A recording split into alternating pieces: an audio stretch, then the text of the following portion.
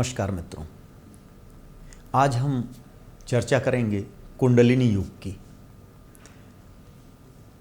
जिस तरह आयुर्वेद कफ, पित्त और वात इन तीनों के संतुलन पर कार्य करता है, हमें यह बतलाता है कि हमारे पूरे शरीर में अगर कफ, पित्त और वात इन तीन तत्वों का संतुलन बना होता है तो हम निरोग होते हैं। अगर इनमें असंतुलन होता है, कोई भी तत्व बढ़ या घट जाता है तो रोग की उत्पत्ति होती है। जिस तरह से दर्शन हमें बतलाता है कि समग्र संसार में तीन गुण हैं, सत्व, रज, तम, और इन तीनों गुणों के संतुलन से एक संतुलन की अवस्था होती है और एक आदर्श स्थिति बनती है।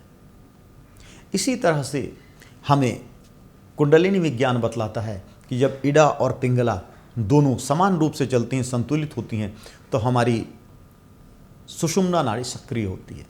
वस्तुतः हमारा शरीर के अंदर बहुत सारी नाड़ियां हैं, लाखों करोड़ों नाड़ियां हैं।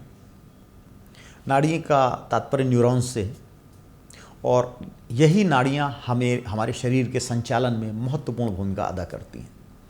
आज आधुनिक विज्ञान बतलाता है कि हमारा पूरा शरीर हमारे माइंड से गवर्न होता है। माइंड में न्यूरॉन्स हैं, संवेदी तंत्र हैं, सूचना तंत्र हैं और अलग अलग तंत्रिका तंत्र और अलग कोशिकाएं अलग अलग हार्मोन सिक्रीट करती हैं। पिट्यूटरी ग्लैंड हार्मोन्स के माध्यम से, केमिकल्स के माध्यम से पूरी बॉडी में कंट्रोल करती है। ये बात अलग ढंग से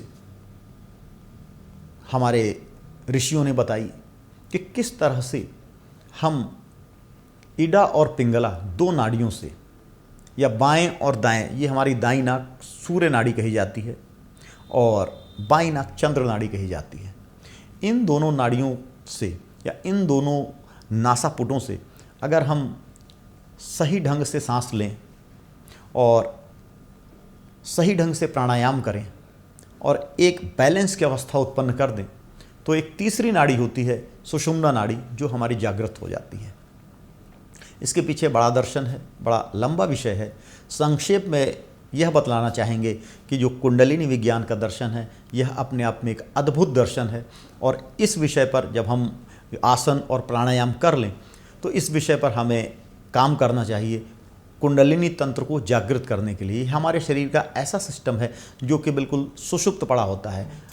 आमतौर पर हम अपने मस्तिष्क के लगभग 2 अरबवें भाग का उपयोग कर पाते हैं। जो बहुत विद्वान व्यक्ति होता है वो कोई अगर 1-8% भी उपयोग कर लेता है वो बहुत है, लेकिन 99% हमारे ब्रेन का पावर स्लीपिंग मोड में ही होता है।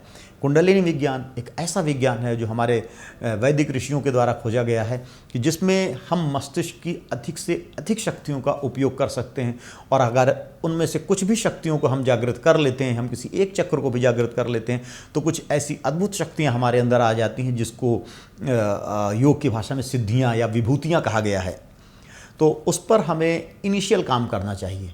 इनिशियल काम ये करना चाहिए कि हमें इड़ा और पिंगला इन दोनों नाड़ियों से कुछ श्वास लेकर प्राणायाम करने चाहिए और उन प्राणायामों के बारे में आगे की वीडियो में हम बड़ी विस्तृत रूप से बताएंगे कि किस तरह से प्राणायाम करके हम इड़ा नाड़ी और पिंगला नाड़ी दोनों को किस तरह सक्रिय कर सकते हैं और किस तरह से हम इन दोनों में साम्य बनाकर अपने शरीर के अंदर बहुत सारे अंगों पर, बहुत सारे अवयवों पर नियंत्रण कर सकते हैं, बहुत सारे रोगों का नाश कर सकते हैं और रोगों के नाश के साथ ही साथ हम बहुत सारी अपने शरीर के अंदर सुषुप्त शक्तियों को जागृत कर सकते हैं। हमारे अंदर ऐसी कलाएं डेवलप हो सकती हैं जिनके बारे में हमने सोचा नहीं था। हम अगर खेलते हैं तो ऐसे ऐसे क्षमताएं आ सकती हैं, अद्भुत क्षमताएं जिसके बारे में हमने खुद नहीं सोचा होगा।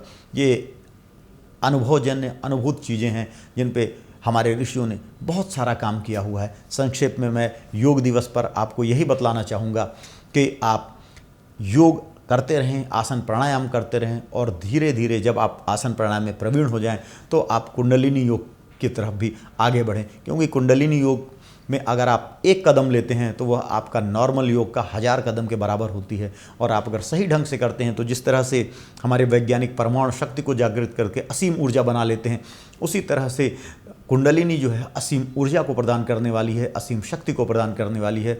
और यह एक साइंटिफिक थ्योरी है, बड़ा वैज्ञानिक सिद्धांत है जो हमारे अंदर ऊर्जा देने वाला है। आने वाले समयों में इस पर भी बहुत काम किया जाना बाकी है और किया जा रहा है। एक समय ऐसा आएगा जिस तरह आज योग को मान्यता मिल रही है, कुंडलिनी योग के बारे में भी लोग जानेंगे और बहुत काम करेंगे। हमें थोड़ा इस पे जानना चाहिए और इसके बारे में आगे बढ़ना चाहिए। हरि ओम तत्सत।